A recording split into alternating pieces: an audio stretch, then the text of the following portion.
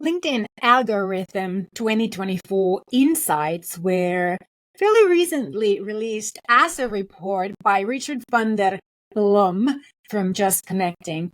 And as someone using LinkedIn for professional and also business, personally professional and business purposes, understanding how LinkedIn works, I think it's crucial for success for me, for you, and for others who are using LinkedIn. Did you know this? LinkedIn reach has dropped more than 50% for 95% of creators on LinkedIn. And follower growth has also slowed down to 40% for some compared to just a year ago. When I heard this, I was just astonished. Now, what am I doing there if nobody is seeing my posts? Ever since I changed the language of my LinkedIn posts from my native Finnish to English, I think I've actually mentioned this before to you, haven't I? But ever since I changed the language of my LinkedIn posts from my native Finnish to English and started to grow my international audience, I've had just severe challenges with the reach of my posts. With some peers of mine, we've wondered how much of it has to do with the language change and how much of it may have to do with simple algorithm changes LinkedIn has done periodically over the past few years. And when I read this insight report, I understood why. And now I'm asking why for myself. Why am I using LinkedIn? Well, I want to share with you that LinkedIn made a significant algorithm update in September of last year, the September 2023. And according to Richard van der Blom, these changes have been substantial modifications impacting reach and engagement of our posts on the platform. And in this episode of Building a Modern Employer Brand podcast, I want to go through these changes, well, not all of them, but some of the most important changes and talk about how they impact our reach and how we should be using LinkedIn today with information of those changes. And while this will obviously benefit you, I did this episode also for myself because I have struggled with LinkedIn for way too long. And I have to be honest that those struggles of mine have put me off LinkedIn. And I think it's time to regain the pleasure of engaging and building relationships with you guys on LinkedIn because most of my audience is actually using LinkedIn. And I think that I should enjoy using LinkedIn too. And so should you. If you are new to this podcast, my name is Susanna Rantanen. This podcast is a weekly dose of educational and inspirational news, ideas, tips, and advice for everyone who's working in communications, marketing, and branding that are targeted at current and future employees. So if you work in talent attraction, talent retention, talent branding, you want to make this podcast part of your weekly routine. So with these words, let's move on to this week's episode. And this one is about the LinkedIn algorithm. Now, I want to start this as a note that there are multiple algorithms on the LinkedIn platform, just like there are on other social media platforms. So our personal profiles and feeds are operated by a different algorithm than company profiles. And then, for example, the advertising function is again run by a different algorithm. And as I talk about today of the LinkedIn algorithm, pay attention to whenever I mention specifically this to be about your personal profile or specifically about the professional or the business profile. Now, Richard Bliss, who is the author of Digital First Leadership, he explains that the LinkedIn algorithm in general works almost the opposite of any other social media platform. Now, I've known that LinkedIn is different, but it's kind of like the Alice Wonderland of social media platforms where everything is kind of upside down to how we used to thinking about algorithm and feeding the algorithm in other social media. What I think the main difference is that LinkedIn doesn't want your content to go viral. And the viral word is a little bit, I would say, tacky here, but that's what Richard used, so I used that. But what he means is that when in every single other social media platform, we are chasing maximum impressions, maximum sort of expansion of the audience who sees our content. LinkedIn doesn't do that. LinkedIn wants our content to be relevant for the other users. And this is the difference is mostly based on the advertising money, because LinkedIn's revenue doesn't come from advertising. Well, a tiny bit of it does. Most of LinkedIn revenue comes from all those memberships, such as the premium membership, or the sales navigator, or the recruiter membership. Whereas every other social media platform, their revenue comes from advertising. So they want to have created their algorithms in ways that get the most eyeballs for content on the feed. So that's the biggest difference. And that's why LinkedIn doesn't have to chase, millions of eyeballs. It wants to chase the relevance and conversations. So the more content that is seen on the other social networks, the better, because that brings in more money, more eyeballs for the advertisers. But as said, on LinkedIn, advertising is not their main source of revenue. It makes advertising and those, lots of eyeballs for content less irrelevant for LinkedIn than for the other social media platforms. I want you to kind of memorize now LinkedIn. Remember LinkedIn algorithm, or LinkedIn as kind of like the Alice in Wonderland of social media with these algorithms. Everything that you know, how to do things, how to post, what works on Instagram, Facebook, YouTube, or TikTok, for example, then it's probably the opposite on LinkedIn. Now, Richard van der Blom, who created this amazing study of LinkedIn Insights for 2024, which I have used as a source for this episode, he says that for the first time, we've observed that factors such as the ideal length of text, subject matter, and posting frequency may actually differ depending on the format that you choose.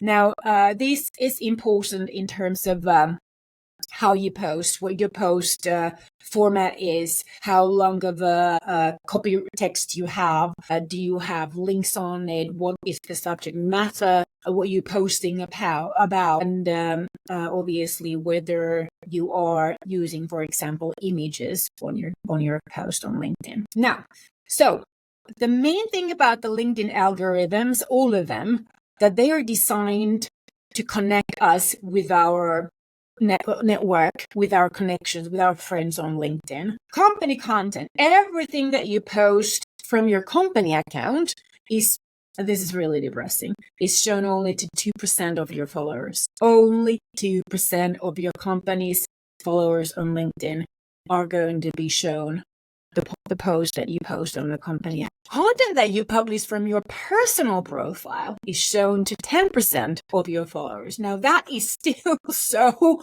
little amount, but it's still much better to post from your personal account, personal profile, than it is to post from the company account. And that is actually troublesome in, I would say, talent marketing, when things like using employee ambassadors and so on are, growing as, your most important kind of media, your spokespeople on the platform, because you want to use their profiles because their posts are shown to 10% of their audience, as opposed to publishing the content from the company account, because it's only shown to 2% of the followers on the company account. Now, let's talk about then who are those people that are so privileged that they're going to see our posts. And this is all based on who reacts to our posts. Let me rephrase that. So, who sees your next post on LinkedIn is based on who interacted, as in engaged with your previous post. So you no longer should treat your posts as independent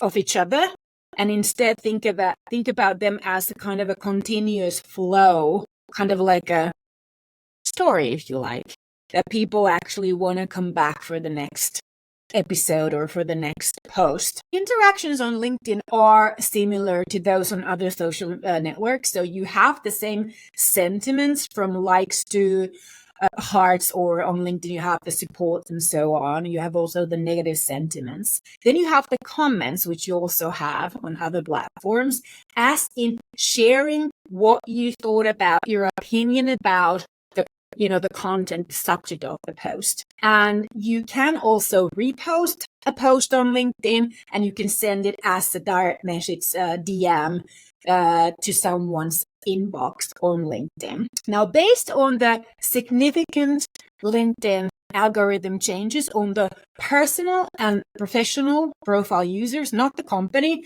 on our personal profiles, the reach of your next post is based on how many reaction points you'd received from the specific people on your last post, or those people who interacted with your last post. So I have a little recap here. I'm going to read it from my notes to you so that I don't forget about it. Okay. So who sees your post? Getting likes. So somebody likes your post, which is like the easiest thing to do, easiest format of interacting with the post, right? So getting a like, that increases the likelihood of your content, of your next post being shown to that person who liked by 30%. So 30% increase of the likelihood of your next post being shown to the person who this post. Then if this person, then that likelihood increases to 70%. So 70% more likely they are to see your next post if they made a comment on this post. If they share your post, then the likelihood for them to see your next post increases by 80%. And getting them to look at your LinkedIn profile increases the likelihood of them seeing your next post by 100%. So that's not a likelihood anymore. They will see your next post if they looked at your LinkedIn profile. So every time you get new connections, 100% of your posts will appear in their feed for the next 2 weeks from the time that they connected with you. So definitely be strategic about connecting and then posting afterwards, right? Now, LinkedIn algorithm wants us to connect with people with our network on LinkedIn, and connection means having not following them, even though that's a connection, but connecting on a kind of a daily basis, engaging with them. That means having a conversation. So not a like, having a conversation. And how can you have a conversation with the person on LinkedIn? Of course, it's through comments on their post, right? And that's why just liking a post is not as important as, for your post to be shown to more people than to have people have those conversations in the comments area of your post. So you want to write your post in a way that people want to comment them, right? Furthermore, the quality of your content is even more important. So the subject of what are you actually posting about? Is that relevant for LinkedIn users? LinkedIn users come to LinkedIn for professional information that keeps them update on whatever is professionally valuable for them, information and insights that helps them. Therefore, we're talking about any kind of career content, career related content. Well, having those, more like the Facebook kind of content is not necessarily what people want to see on LinkedIn. And therefore, those are not the kinds of subjects that the algorithm is going to push forward. Let's say that. Now, if you get people to consume your content, comment. You want them to comment, and then you want them to check out your profile, because this in total will mean that your content will be shown to them.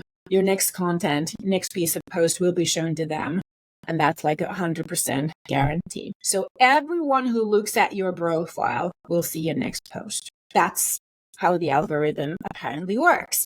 Now, I guess you can turn this around. If you don't want to see the post from certain people, don't go and check out their profiles. Do not share, do not comment, do not even like, do not even stop on their post. So that's how you can decrease the likelihood of seeing their. Okay, let's then talk about how the new LinkedIn algorithm impacts your personal profile, your personal posts. Now, the updates on the LinkedIn algorithm for our personal profiles, those are not that great. I have a recap that I based on the notes that I made listening to Richard Bliss talk at Social Media Marketing World 2024. And here is my recap. And again, I'm going to look. Okay. Now, first one, who sees your LinkedIn posts? As said, only 10% of your followers see your LinkedIn posts. And that refers to the golden hour after you post. So the golden hour is like a test period. And the reach is so slow during this time because LinkedIn doesn't want to show a bad content to their audience. They don't want their audience's feeds to be filled with content that doesn't meet their expectations for quality and whatever purpose they are on LinkedIn. So LinkedIn only shows your post to 10%. And this is because during the golden hour, which is the first 60 to 90 minutes after you publish your post, they are testing. They're only showing it to 10% of your audience to test whether that audience is going to engage with your post. And based on the reactions, the interactions, the conversations during that first 60 to 90 minute golden hour, then the algorithm decides whether they're going to show your post to more than 10% of your followers. Now, how can you increase that 10%? There's a couple of things that really matter. Now, first of all, you obviously want people to comment on your post during that golden hour. That matters the most. And preferably those people who you want to see more of your post, who you want to see your next post. And not you. When we talk about commenting, being lazy about it, just adding an emoji or one word or two words, that's not a conversation. You have to think about a conversation as having an opinion or an insight that you want to share for the other people who are consuming. Another one, which I did not know before, post only once a day. You can technically post 100 times a day, but every single post that you post during one day will eat the reach of the posts before. So if I post one this morning and then I post another one in the afternoon, the morning post kind of stops being shown. So you only want to post once a day. And the best days to post right now, according to this insight, are Tuesdays, Wednesdays, and Saturdays. And the best times are local times. On Tuesday and Wednesday, that's about 7:30 to 9:30. And Saturday slightly later when we wake up and have time, with our coffee, up until about 11:30. So when in other social media, you want to post when your audience is likely to see your post, read your post, or watch your post, which can be different times, different hours, then on LinkedIn, you specifically want to post during it when they can actually comment on it. So them just to be seeing it or watching it, that's not enough. Browsing through it, not enough. You want them to have time and interest actually to comment it. So think about that. That's very different to the other social media. Optimizing your post based on the type of post. So I'm talking about like, is it a text-only post, a post with a photo or a video or a slide deck, a PDF? Is it a LinkedIn article and so on? So you want to optimize your post so that they make a really great conversation starter. So think about that. Based on that, the best conversation starters are posts with text only. And after that comes posts that are text only with a personal photo or a photo of people in general, but not like a really professional photo or a really like a bland photo, even if it was your company photo, but you want it to be more like a selfie style or in like an informal style. The more selfie style, the more informal the photo, the better. And what you must avoid, very important, you must avoid scheduling posts. Now, this is also something that hit me hard on my soul because we do use scheduling tools. I use them as well for my own posts. And apparently this LinkedIn new algorithm it notices when we use technology to schedule posts. And I think that this also applies to using the LinkedIn's own schedule feature because what it is thinking is that if you are scheduling, you're not actually going to be present having conversations with those who see your post. So if you don't bother being present, why should we show your post? You want to actually post yourself without a scheduling tool. Also, you must avoid any stock photos or very like artsy photos, as said, because apparently the LinkedIn audience behavior is against paying attention to content that is very kind of commercial-like, business-like. And that's why the algorithm has been changed to prevent those posts from being shown, because they have noticed that people don't like them. They don't stop at those. So make sure also when you take pictures for your own business or for your employer, when you plan to take company photos, that try to make them very informal and sort of selfie style rather than making the appearance very professional. No video. Even though the video is one of the best content formats on pretty much every other social media, LinkedIn, the Alice in Wonderland, doesn't want us to silently watch videos. They want us to have conversations, and they consider videos as the worst conversation starters. So, this is a message to myself as well. Don't bother posting videos on LinkedIn. And then this one is really surprising. LinkedIn articles. Can you imagine that they are not pushing even their own platform feature, LinkedIn article, because it does not drive conversations. It's a long form content that people go and read in that LinkedIn blog, and they're not commenting those. Okay, and then this is not what you should avoid. This is what you need to do more. So additionally to, posting text-only conversation starters or text-only with the selfie kind of selfie style or informal style of picture of people, increase the time that you spend on LinkedIn commenting on other people's posts. Now, here's a tip.